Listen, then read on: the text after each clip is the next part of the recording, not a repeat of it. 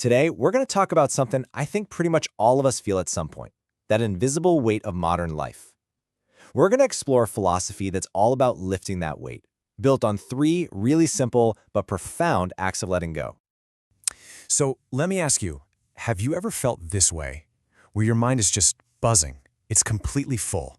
You're constantly checking what everyone else is up to, what they're thinking, where they're going. It's this anxiety that's so intense it almost feels physical, doesn't it? Yeah, it's like there's a heavy stone sitting right on your chest, and every breath feels like a little bit of a struggle.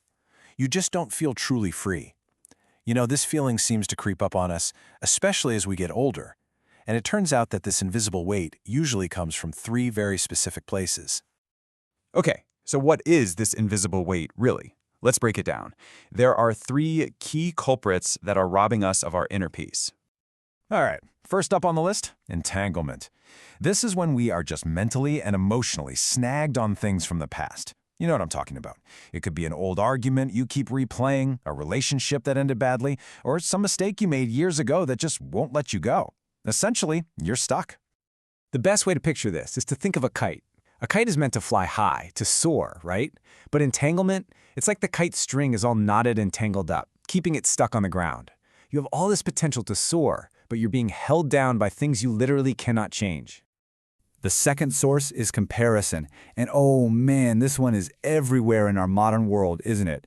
Every time you scroll through social media, every family gathering, every bit of workplace competition, it's that constant, nagging habit of measuring your life, your progress, against somebody else's curated highlight reel. Let me tell you about this guy, Ahoa. By every measure, he was a successful manager. Good job, doing well. But he was just consumed with anxiety. Why? Because he was constantly looking at his friends who seemed to be getting promotions faster, buying bigger houses. He felt like he was falling behind. Comparison completely stole his satisfaction and left him feeling lost, making him forget what he actually wanted out of life. And this third source, it's maybe the most subtle of them all, carrying others' karma.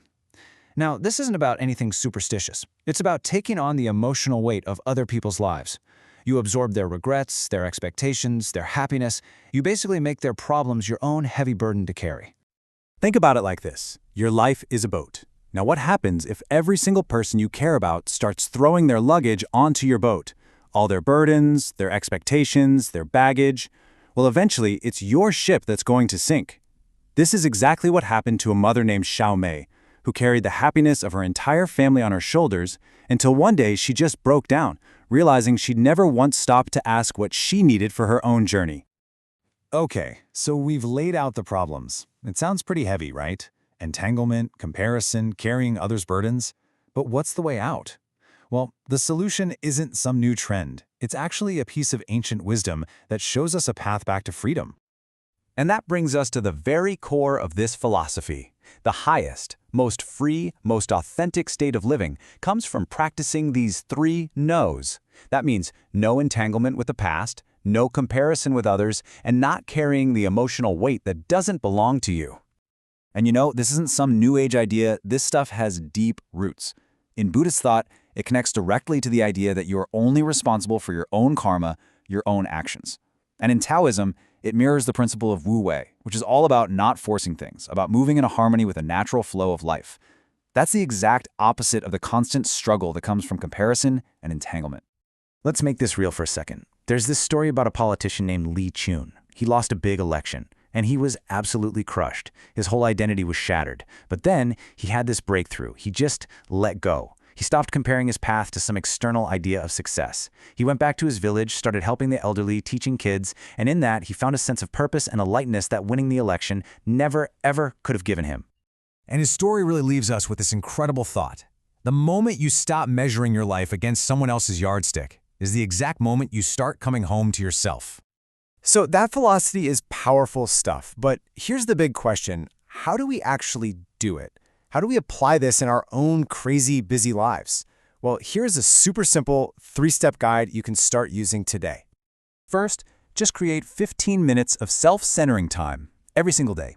That's it. No work, no family, just you. This grounds you and builds up your defense against comparison. Second, practice active release. Grab a piece of paper and write down the things you're tangled up in, a grudge, a regret, and then consciously decide you're letting them go. And third, when you feel that powerful urge to fix someone else's emotional problems, just silently tell yourself, this is not my lesson to learn. That's how you stop carrying their karma.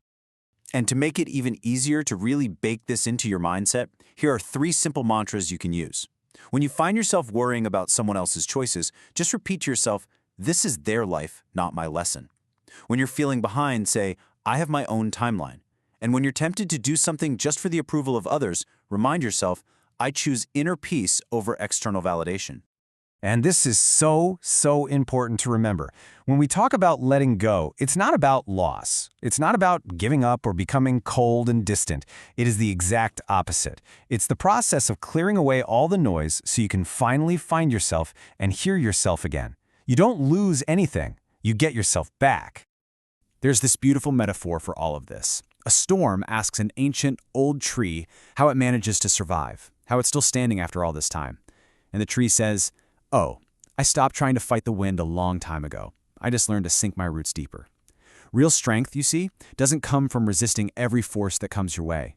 It comes from being so deeply grounded in who you are that nothing can uproot you. So letting go of entanglement, of comparison, of other people's karma, it isn't a sign of weakness. It is the ultimate act of self-respect and self-compassion. It's how you finally make space for your own beautiful life to unfold. So the only question left really is, are you ready to start sinking your own roots deeper?